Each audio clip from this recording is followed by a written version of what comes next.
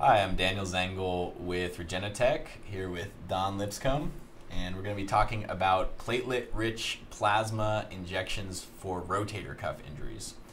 So your rotator cuff is the muscles and tendons around your shoulder joint, and it's very prone to injury. You're going to see this a lot in athletes, people who do manual labor for a living, and you probably know someone or you yourself have had a rotator cuff injury at some point. These injuries are really notoriously difficult to heal, especially if there's a partial tear or a full tear in the tendons in the rotator cuff. Usually a full tear, if there's a full tear in a tendon, the recommendation is going to be surgery. PRP, laser therapy, stem cells, you're probably not going to fix a full tear. But what we are interested in is how we can help patients who have a partial tear. And interestingly, of the 600,000 surgeries that are done every year in the US for rotator cuff injuries, more than half of them, about 400,000, are either for partial tears or just some sort of tendonitis. So there's 400,000 patients getting surgery every year in their rotator cuff, and I'm willing to bet that 99.9% of them have never tried a platelet-rich plasma injection before they opt for surgery. So we're going to be talking about some research that's come out that indicates that this would actually be a good option, a non-surgical intervention for these patients to try. So Dawn, can you tell us a little bit about the research we're discussing? Absolutely. And so I think it should also be pointed out, though, that different tendons actually have different vasculature patterns, and also they're morphologically different. Okay. So this could affect the efficiency of the PRP treatment. Okay. Like, for instance, the rotator cuff actually has 4 different tendons that each have a different vasculature supply. So you're saying PRP might be more effective for a partial tear on one particular tendon in the rotator cuff and maybe less effective for another tendon based on the vasculature of those tendons. That, and also the morphology. So some tendons are flat and some tendons are round. Okay. For instance, the Achilles tendon is actually round, and there's a lot of hydrostolic pressure in there, and so it's possible that just the PRP might not remain actually in the location that you want it to. Oh, interesting. Yeah, it might get pushed out before you could actually, it could actually induce healing. Got it. So based on the morphology, the PRP might be able to stay there longer. Exactly. Okay, interesting. Yeah. So for this study, which is pretty exciting, the authors asked, can PRP actually treat rotator cuff tears without any surgery? Right. So not full tears, just partial tears. Right. In this study, there were 19 patients, 8 men and 11 women, so a relatively small study. They were given a PRP injection at the site of the tear, and this was quantified by MRI. The severity of the tear was quantified by MRI, which is pretty good at detecting severity because of the high resolution of the imaging. Typical imaging we would use to identify tendon tears. Yeah, exactly. And they were also given an exercise routine to follow at home, similar to like the video that we had last time. Right, Achilles tendinopathy. However, it should be noted that no placebo group was included. Right. So this was just a communication about an experimental treatment. Sure, it's sort of like a pilot study to see, does it look like it could help? Exactly. Okay. So 3 months later, all the patients actually experienced less pain and increased mobility. So the authors believed actually that this PRP injection accelerated the healing response of the body through elevated cytokine release when platelets actually undergo degranulation. So once again, these alpha granules that are found in platelets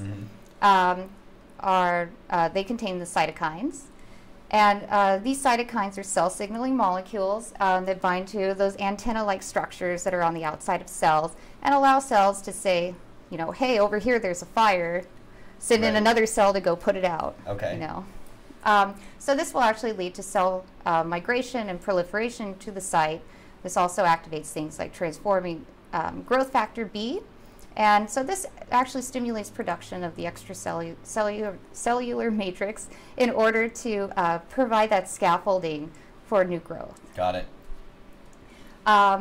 So the authors actually did acknowledge that their methodology lacked a randomized control group. Right. And also, as mentioned in the Achilles tendinopathy study, it is possible that some of these positive outcomes were actually the result of the physical therapy that was involved with the PRP study, or with the PRP injection. Right. Understood.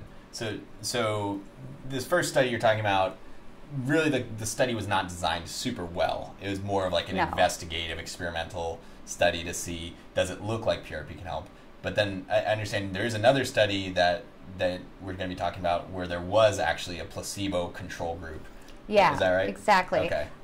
So there was another one to see if when combined with arthroscopic surgery. Got it. So these are patients who had a partial tear or something going on, and they're doing an arthroscopic surgery, which is relatively safe, non-invasive surgery, and they're applying PRP during the surgical procedure? Yes, during it. And this was to see if it helped to speed up the recovery process after surgery. And this study was considerably more rigorous. It employed a randomized, double-blind, placebo-controlled group. All right. It had 53 patients and also a 2-year follow-up. Oh, okay. Yeah, so they followed the patients for an extended period of time to monitor the effects. Okay. So the authors found, though, that PRP seemed to accelerate the functional recovery and also accelerate the functional recovery of the PRP group when compared to the control group. Right. Okay. So it actually sped up their recovery. That's great. So they could move around more and go back to, I don't know, playing basketball, maybe not. Or just like living their lives without pain. Because, I mean, rotator cuff injuries, they're so prevalent, they're such an issue for people. And orthoscopic surgery is one of the main interventions that a lot of these chronic rotator cuff injury patients will turn to. One thing that's good for providers, for orthopedic surgeons that are doing these procedures, is that if they administer platelet-rich plasma during the surgical procedure, from what I've heard from some providers, that is reimbursable by some insurance providers. Whereas a typical PRP injection, let's just say a shot that's done in the shoulder outside of surgery, even though we know it may be effective from this pilot study we were discussing, it probably is not going to be covered by insurance. And that's why a lot of patients will opt for corticosteroid injections, which we know can degrade cartilage, can have long-term negative effects, or hyaluronic acid, which does seem to work, but it is more of a short-term thing, isn't actually repairing. Exactly. But you're saying with this randomized study, they actually showed that there was increased healing, increased repair of the rotator cuff? Yes, and so there's been a lot of controversy, I guess, between studies on does this actually work? Does it not? Is it the exercise? Is it the kit? Right. And what's interesting about this study is that the authors acknowledged that if you took everyone after an extended period of time and just mixed them all together, the control group and the PRP group, that you actually didn't see a significant difference for the PRP group. However, if you divided them up between type 1 and type 2 tears, and you compared the healing and the pain and basically how much they could move around afterwards, then type 2 control versus type 2 PRP, then that's when you saw the statistical significance, and type 1 versus type 1. And they saw statistically that there was greater improvement in the PRP group than the placebo group. So actually the authors mentioned in the study that maybe people are actually reading the data wrong because they're not comparing the appropriate groups to each other, because obviously a type 1 tear, which is just a less severe tear than a type 2, they're going to have different outcomes. Of course. So depends on how you read the data. Right. Well, either way, it sounds very promising. Thank you, Dawn. And we're going to be talking about PRP a little bit more in a few minutes here, so stay tuned.